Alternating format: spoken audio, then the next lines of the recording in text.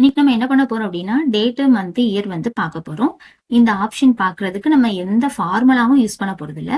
ஒரு ஷார்ட் மெத்தட்ல இதை எப்படி பார்க்கணுங்கிறத பார்க்கலாம். இங்க வந்து நான் என்ன பண்ணிருக்கேன், ஒரு 4 டேட் வந்து போட்டிருக்கேன்.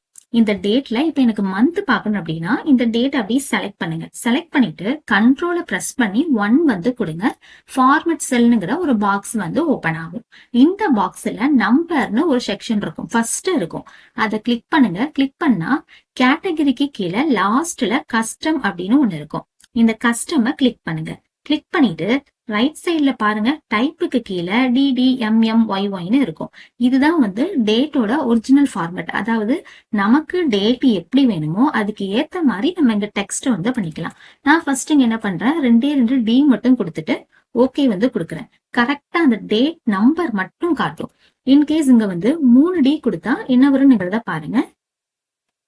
இப்படி காட்டும், ஃப்ரை மந்த் சாட்டர்டே அப்படின்னு காட்டும். இன்கேஸ் இதுவே இந்த இடத்துல ஒரு 4 D கொடுத்தோம் அப்படின்னா ஃபுல்லாவே ஃப்ரைடே மண்டே சாட்டர்டே இப்படின்னு வரும்.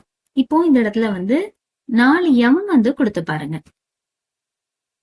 4 M கொடுக்குறேன். கரெக்டா மார்ச் டிசம்பர் ஜூன் ஜூலைங்கிறத காட்டும். இதுவே வந்து 3 M வந்து கொடுத்தீங்க அப்படின்னா ஷார்ட் ஃபார்ம்ல காட்டும். இப்போ 4 Y வந்து கொடுக்குறேன். என்று கொடுங்க. கரெக்டா அந்த என்ன இயரோ அதை காட்டும். ஆனா ஒரு டேட்டோட ஃபார்மட் வந்து ஈஸியா புரிஞ்சுக்கிற மாதிரி இருக்கணும்னா அதுக்கு வேற ஒரு ஆப்ஷன் வந்து யூஸ் பண்ணுங்க. இதே கண்ட்ரோல் வந்தா அந்த ஃபார்மட் மட்டும் நம்ம சேஞ்ச் பண்ண போறோம். எப்படி கொடுக்குறேன் அப்படின்னா இந்த இடத்துல வந்து இப்ப 4 D வந்து கொடுக்குறேன். டேட் வந்துடும். அதுக்கப்புறமா ஒரு 4 M கொடுக்குறேன். அப்புறம் 4 Y வந்து கொடுக்குறேன். இப்ப ஓகே கொடுக்குறேன். எக்ஸாக்டா நமக்கு இப்படி வரும். ஆனா இங்க பாருங்க, இதுல வந்து ஃப்ரைடே இருக்கு, மார்ச் இருக்கு, 2024ன்னு இருக்கு. ஆனா டேட் வந்து இல்ல, நம்பர்ல இல்ல.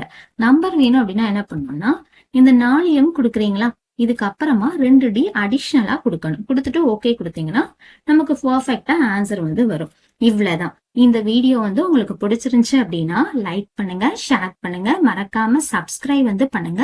பக்கத்துல வந்து ஒரு பெல் பட்டன் இருக்கும், அதை கிளிக் பண்ணி ஆல் அப்படிங்கிற நோட்டிபிகேஷன் வந்து கொடுங்க. அப்படின்னாதான் நான் அப்டேட் பண்ற எல்லா வீடியோஸும் ரைட் டைம்ல வந்து உங்களுக்கு ரீச் ஆகும். நெக்ஸ்ட் வீடியோல வந்து ஃபார்முலாஸ் யூஸ் பண்ணாம டிரான்ஸ்போஸ் வந்து எப்படி பார்க்கணும் அப்படிங்கறத வந்து பார்ப்போம்.